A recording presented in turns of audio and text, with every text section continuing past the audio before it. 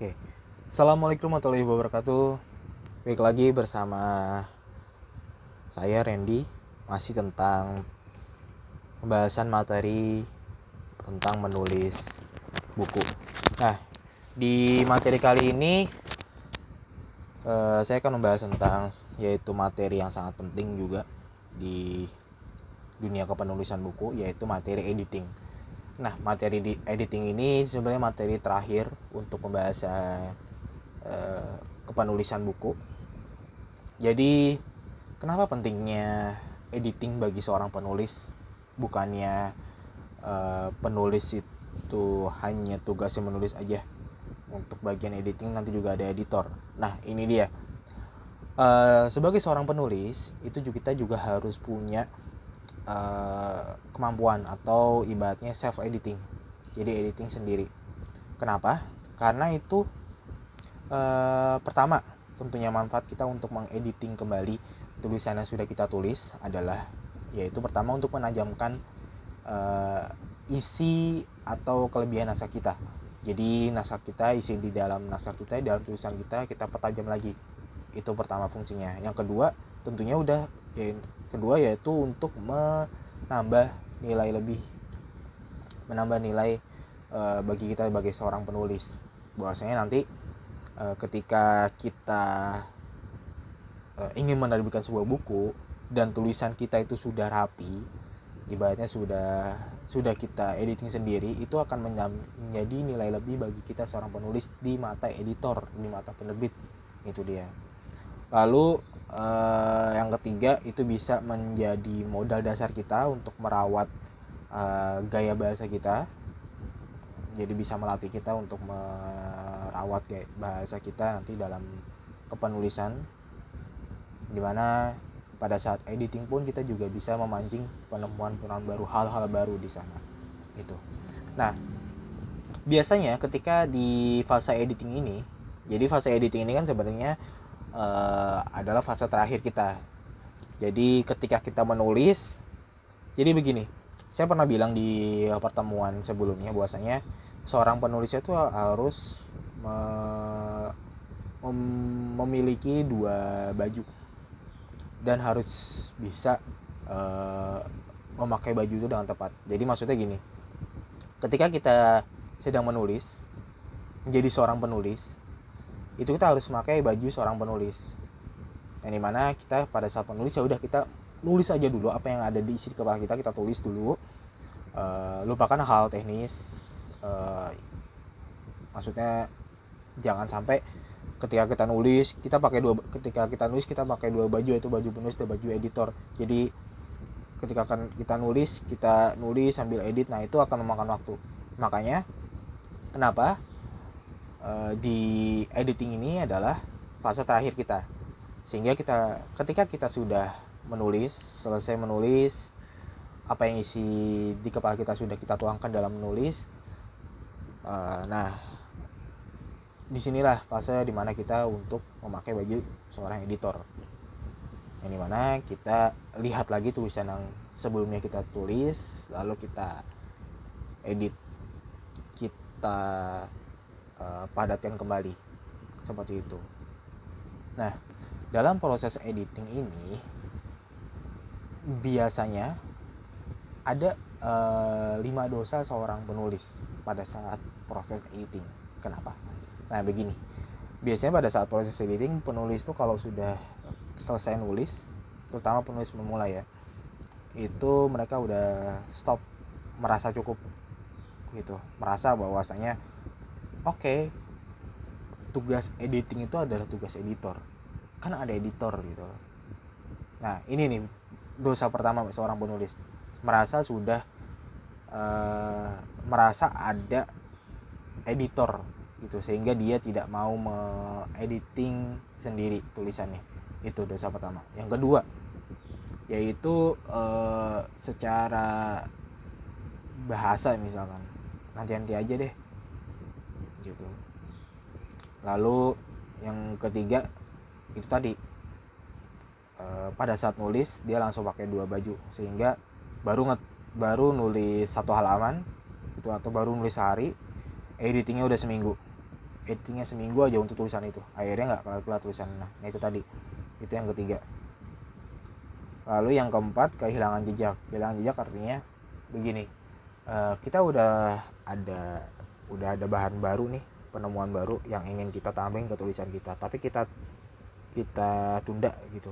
Nah akhirnya itu kehilangan jejaknya, kehilangan, aduh gue pengen namain apa ya. Nah makanya tips dari saya ketika memang pada saat tulis, kita nggak usah pakai dua baju, artinya untuk masalah nanti editing itu belakangan. Namun ketika kita ada penemuan baru, ada ide baru yang mungkin kita ingin tambahkan ke tulisan kita sebelumnya, nggak apa-apa, kita kasih note, kita bikin note sendiri pada saat kita nemuin, oh iya gue pengen nambahin ini loh nanti di tulisan gue yang bab sebelumnya atau tulisan gue yang kemarin.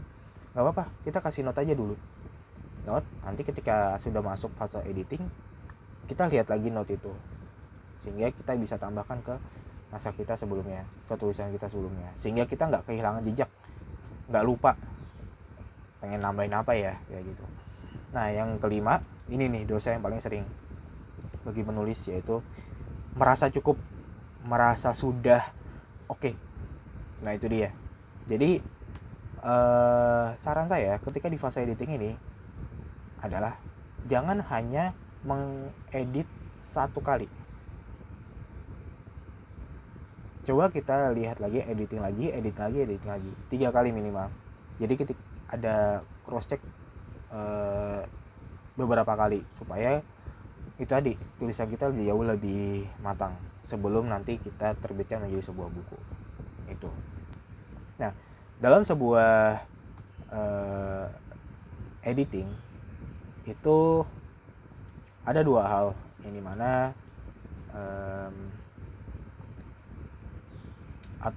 ada dua jenis editing maksudnya, yaitu editing secara substansi, lalu yang kedua adalah editing secara mechanical.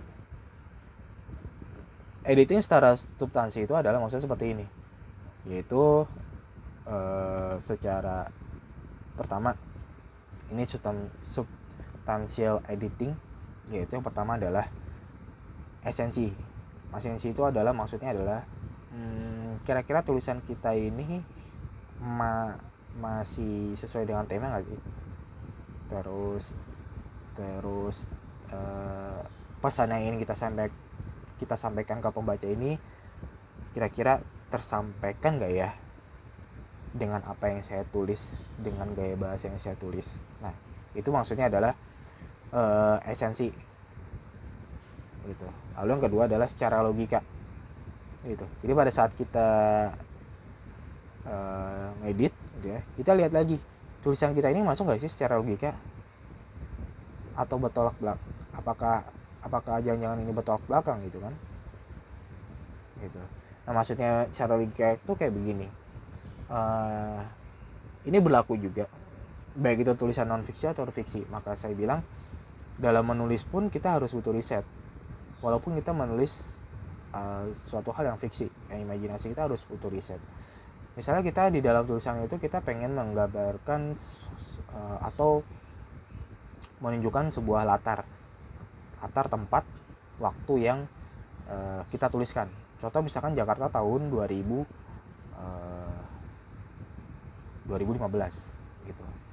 Nah di tulisan itu kita mungkin tanpa sengaja gitu ya, tanpa nggak sengaja, karena kita nulisnya mungkin di saat ini gitu, tanpa sengaja kita menulis sebuah tempat di mana itu ada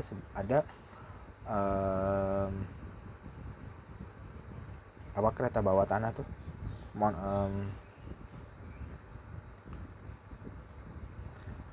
MRT gitu kan.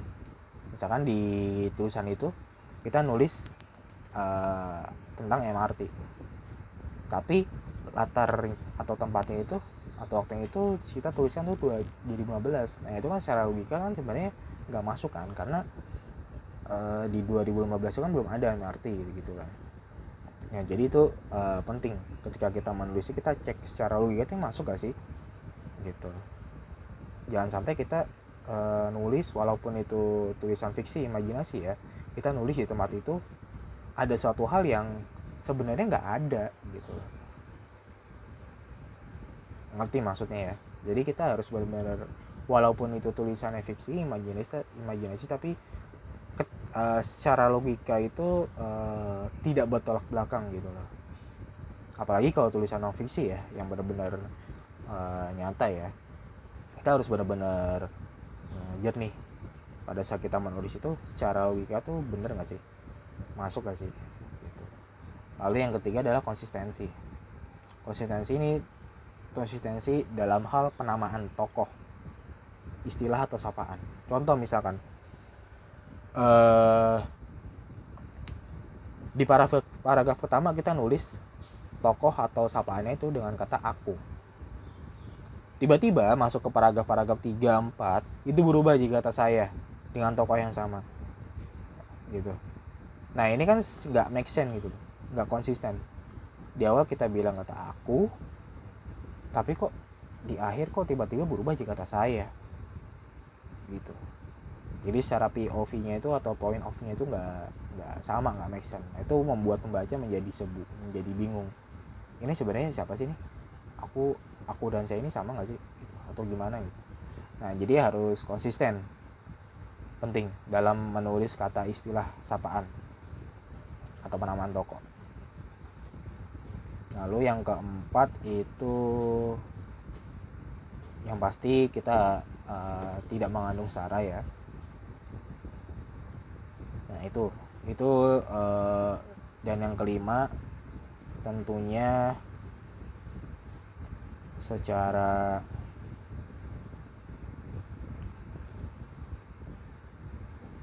etika ini adalah maksud hal adalah secara penamaan tokoh, merek, organisasi itu juga harus sesuai. Jadi jangan sampai kita salah nyebut nama merek apalagi organisasi dalam tulisan kita gitu. Jadi itu penting. Itu untuk substantial editing. Lalu jenis yang kedua adalah mechanical editing. Nah ini mechanical editing ini adalah kita proses untuk mengedit tanda baca. Jadi apakah secara tanda baca kita udah sesuai, terus apakah ada tulisan yang typo, nah itu kita harus edit, benerin itu. Terus penggunaan kata disambung atau dipisah, nah, kata-kata disambung atau dipisah itu juga harus kita sesuaikan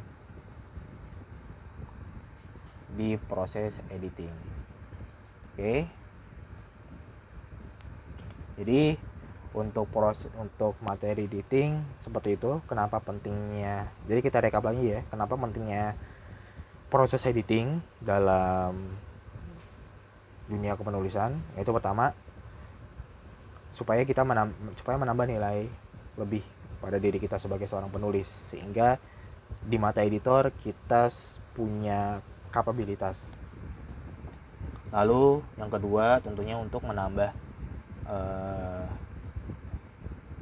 atau mempertajam isi dari naskah kita gitu. Nah terus jenis-jenis editing ada dua, yaitu substantial editing dan juga mechanical editing. Substantial editing itu lebih ke kayak kita membenarkan atau mengedit tentang esensi, tentang logika, konsistensi, etika, dan sara. Lalu mechanical editing itu lebih ke kayak typo, terus penggunaan tanda baca, EYD dan sebagainya. Nah, jadi itu aja untuk materi editing.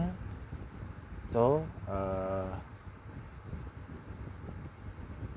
ini saatnya buat teman-teman untuk membuka kembali tulisan-tulisan teman-teman yang sebelumnya untuk coba dilihat, dirapikan lagi, baik itu secara substansial editing ataupun secara mekanikalnya, seperti itu, agar nanti setelah naskah ini sudah benar-benar selesai, baru kita siap naskah ini jadikan sebuah buku, seperti itu. Oke, dari saya